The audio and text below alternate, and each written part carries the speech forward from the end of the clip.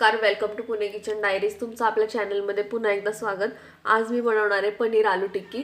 त्यासाठी इथे मी सगळं साहित्य घेतलेलं आहे.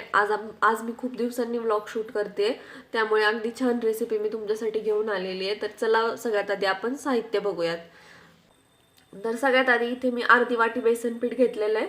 त्यानंतर चाट मसाला घेतलेला आहे 2 चमचे, 1 चमचा हळद घेतली आहे, 1 चमचा धना पावडर घेतली आहे आणि गरम मसाला 1.5 चमचा घेतलेला आहे. त्याचबरोबर मी इथे हिरवी मिरची, जिरं, लसूण आणि कोथिंबीर हे सगळं मिक्सरमध्ये बारीक करून घेतलेलं आहे. मी तांदळाचं पीठ सुद्धा घेतलेलं आहे आणि बाजूला दुसऱ्या प्लेटमध्ये मी कांदा एकदम बारीक चिरून घेतलेला आहे. 2 कांदे मी बारीक चिरून घेतलेत, 1 टोमॅटो घेतलाय, टोमॅटो सुद्धा बारीक चिरून घेतलाय, कोथिंबीर घेतली आहे, कोथिंबीर पण बारीक चिरून घेतलेली आहे. पनीर घेतलं होतं आणि पनीरचं मी असं एकदम बारीक चुरा करून घेतलेला आहे आणि 2 ते 3 बटाटे घेतले, ते उकडून घेतले, उकडून सोलून त्यांना स्मॅश करून घेतलेले आहे. आणि मध्ये जे आहे वाटीमध्ये तिथे मी कॉर्नफ्लॉवरमध्ये थोडंसं पाणी मिक्स केलेलं आहे आणि त्याचं मिश्रण बनवून घेतलेलं आहे. त्याचबरोबर आपण या रेसिपीमध्ये ब्रेड क्रम्सचा सुद्धा वापर करणार आहोत. तर चला आता आपण रेसिपीला सुरुवात करूयात. कुठे काय कसं करायचं हे मी तुम्हाला दाखवणारच आहे. सगळ्यात आधी कढईमध्ये तेल घेतलेलं आहे. तेलामध्ये मी मिरची जी बारीक करून घेतली होती ती परतून घेणार आहे. त्यामध्ये आपण अर्धा चमचा हळद टाकूयात. तेलात चांगली मिरची मिक्स करून घ्यायची आणि त्यानंतर बटाटा टाकायचा आहे आणि मीठ टाकून परतून घ्यायचं आहे. एवढंच आपल्याला करायचं आहे.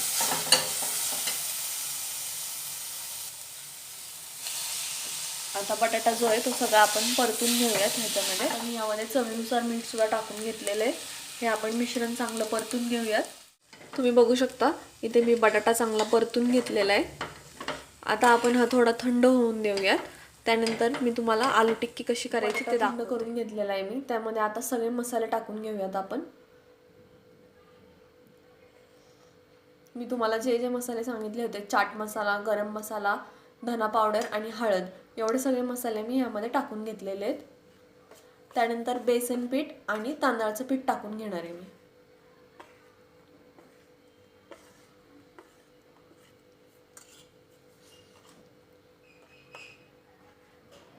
तांदळाचं पीठ सुद्धा टाकून घेऊयात बेसन पीठ टाकल्यानंतर. आता हे मिश्रण आपल्याला एकजीव करून घ्यायचं आहे, चांगलं मळून घेतलेलं आहे. त्याचा एवढा गोळा बनवून घ्यायचा आहे. गोळा बनवून घेतल्यानंतर त्याला असं वड्याला आपण जसं बनवतो पातळ तसं बनवून घ्यायचं आहे. त्यामध्ये आता आपण पनीर टाकून घेऊयात. थोडंसं पनीर टाकायचं आहे. त्यानंतर टोमॅटो टाकायचा आहे, कांदा पण घ्यायचा आहे आणि तो सुद्धा टाकायचा आहे आणि कोथिंबीर घ्यायची आहे, ती टाकायची आहे. आणि आपण पुरणपोळी बनवताना जसं पुरणपोळीमध्ये भरून घेतो आणि गोल करून घेतो तसंच हे सुद्धा आपल्याला गोल करून घ्यायचंय. हे सगळं व्यवस्थित गोल करून घ्यायचं आणि त्यानंतर ते आपल्याला परत पातळ करून घ्यायचंय.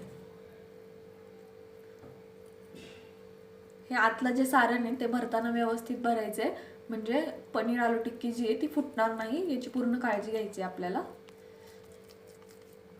ते भरल्यानंतर आपण वडे जसे पातळ बनवतो तसंच पातळ बनवून घ्यायचंय. अशाच पद्धतीने ही टिक्की जी आहे ती तयार झालेली आहे. ती मी कॉर्नफ्लॉवरच्या पाण्यामध्ये आणि त्यानंतर ब्रेड क्रम्समध्ये मिसळून तळून घेणार आहे.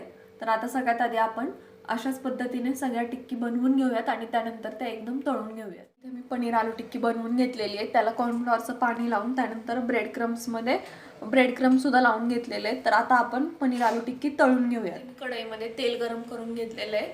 आता आपण या तेलामध्ये पनीर आलू टिक्की तळून घेऊयात. अशा पद्धतीने पनीर आलू टिक्की जी आहे ती तेलामध्ये चांगली तळून घ्यायची आहे, खरपूस अशी भाजून घ्यायची आहे. ब्रेड क्रम्समुळे ती क्रिस्पी होणार आहे खूप छान.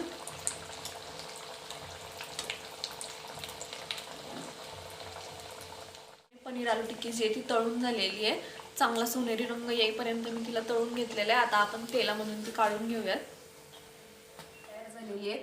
त्यासोबत खायला मी इथे टोमॅटो सॉस घेतलेला आहे. तुम्ही शेजवान चटणी किंवा पुदिन्याची चटणी सुद्धा घेऊ शकता.